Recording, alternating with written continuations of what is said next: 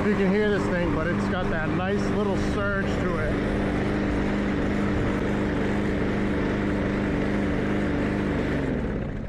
So if you've got one of these Briggs & Stratton Craftsman's, stick around because I'm going to show you how to get rid of that surge. Now these newer ones have my favorite carburetor in the world, and nothing will convince me these carburetors are the best as far as being a mechanic goes. They are the easiest to clean, and I just love them. I know we're in a world of replacement carburetors nowadays, but I'm telling you, with these ones, you really don't need to. It doesn't take much to clean them. But more than likely, that is our issue, is the carburetor probably just has something stuck in it, one of the jets. So we're going to jump in here, we're going to clean it out. Now we might not see anything. A lot of the times when you get these small jets, you don't actually see what's clogging them. But by going in there and cleaning them, you'll likely get whatever was stuck in there out, and the surge will go away. Now a lot of guys will leave this piece on. I usually just take it off. It seems easier to me. I don't know. Everybody's different though.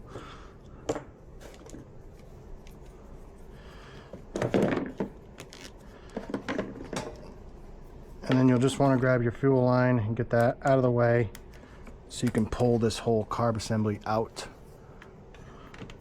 Give your fuel line a little twist and she'll come off.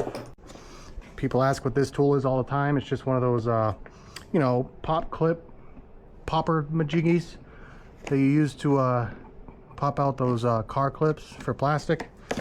And they work great for these fuel lines. I love them. Just pull this off. At this point, take pictures if you need to of which linkage goes where, and then just bend them out. And just like that, your carb is free. Now you can open it up. And all it is on the bottom of here is 2 7mm.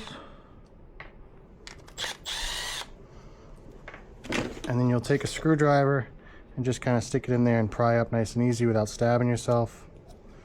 And there you go. I'm gonna go dump this in the gas jug. All right, so once you get that taken out, we'll just take our needle and our float out. These ones just pry right out.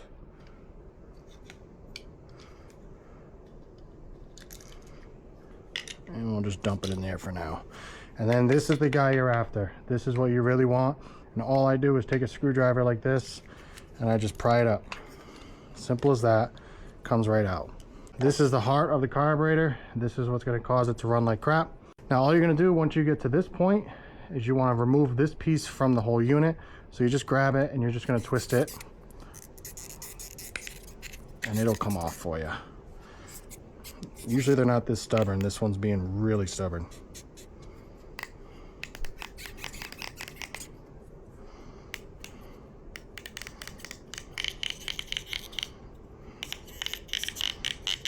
Wow, that was the worst one I've ever had. And then just like any other carb, anywhere you see a hole, you want to spray it. So when you spray into this one, it's going to come down this emulsion tube. You want to make sure that's free and clear. A lot of the times this little brass jet right here will get clogged up. So you just want to double check that. Make sure all these are good to go. And then also spray up this guy. Make sure that's clear. That part's done. Then you'll take this piece here, same thing, that little brass jet gets clogged up quite often. As long as you see it coming out of here, you know you're golden. And I know I don't have gloves on, I'm sorry people, sorry. And then just finish up on your carb side. Just clean in the holes. You'll see when you do this, a lot of like green gas will come out. That's exactly what you're looking for.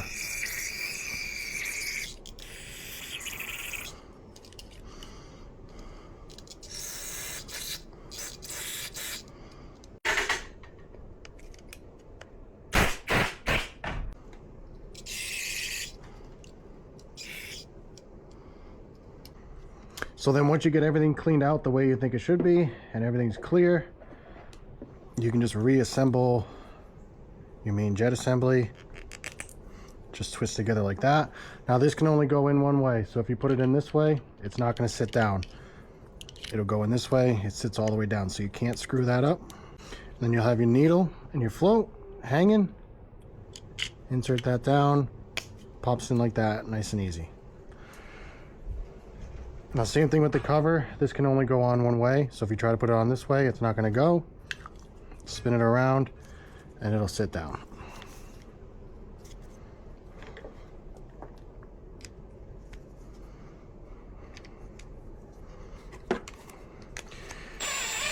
Tighten these up, be smart about it.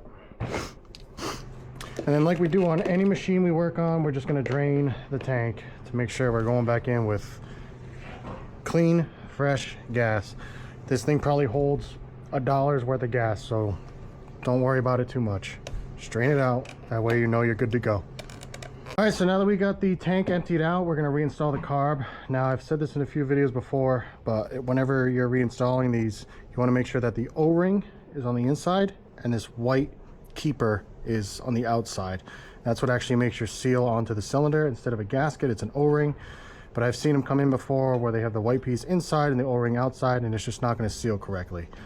So just bend your linkages back on. Hopefully you took pictures so you remember which way they go.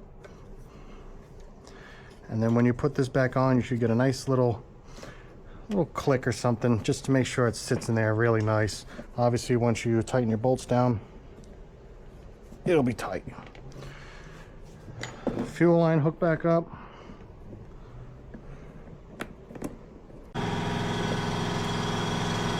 Gonna reinstall our air filter housing. I swear my compressor has something against me today. Every time I need it to not be on, it's on.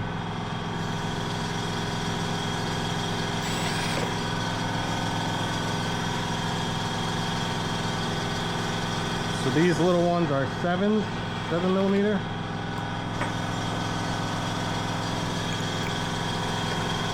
And these outer ones are 8 millimeter or 5/16, whichever one you want to use.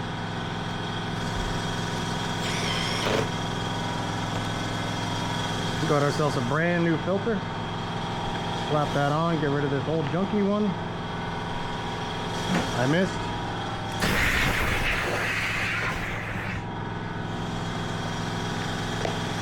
Just gonna clean all this stuff out while we have this off.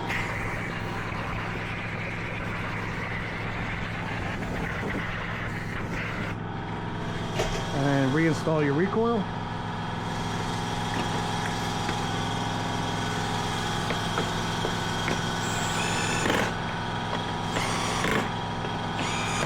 And then we are going to be doing a full service on this thing, so we'll just change the plug while we're here.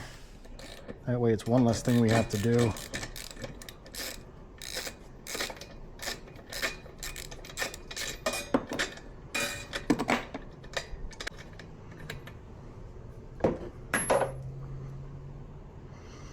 It's definitely seen better days. That electrode is pretty small, starting to get worn down, so she'll be happy with a new plug. RC12YC. And no, I did not gap it. Cry about it. And we'll go back in with some fresh fuel.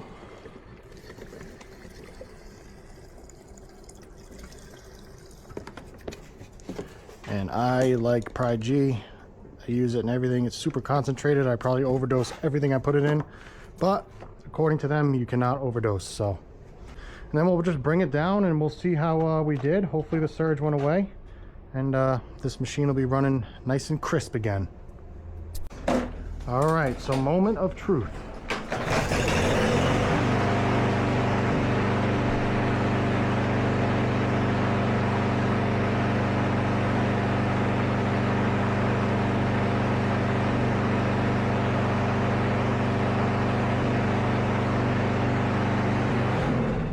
All right, absolutely dialed.